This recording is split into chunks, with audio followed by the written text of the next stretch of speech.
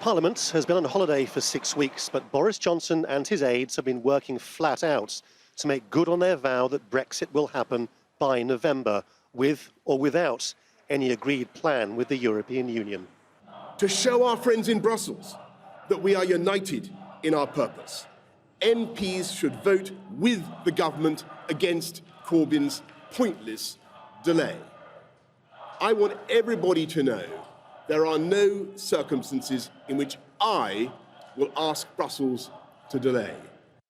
But since he has a majority of just one in Parliament, it doesn't take many rebels from his own Conservative Party to cause him huge problems.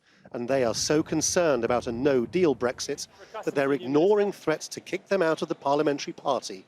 And it seems at least some will back a plan to order the government to delay Brexit yet again. I've decided that the interests of my constituents are best represented by outlining the perils of no deal and continuing to do what I've done since 2016, which is urge the government to make a deal so that we leave the EU in the best possible way, both for the UK and the EU. If they succeed, Johnson has a number of options, and they are all incendiary.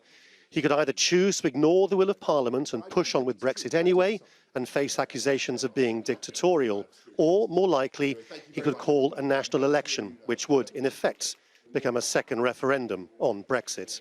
The big fundamental calculation that some in Boris Johnson's camp are making is that currently he has the opportunity to unite supporters of Brexit under one ticket, under the Boris Johnson ticket, while the Remain parties, the Liberal Democrats, the Labour Party, the Green Party, the Nationalist parties remain completely divided. And that's the big fundamental calculation that some in Boris Johnson's camp are making. Whether or not that will pay off, it remains to be seen.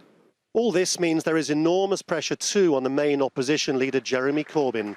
Much less personally popular than Johnson, on Monday the former Labour Prime Minister Tony Blair notably failed to offer Corbyn his own backing.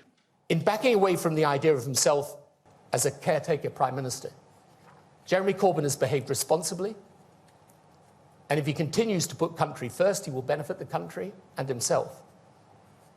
He can now play a decisive role in how Brexit develops. But he should see an election before Brexit is decided for the elephant trap that it is.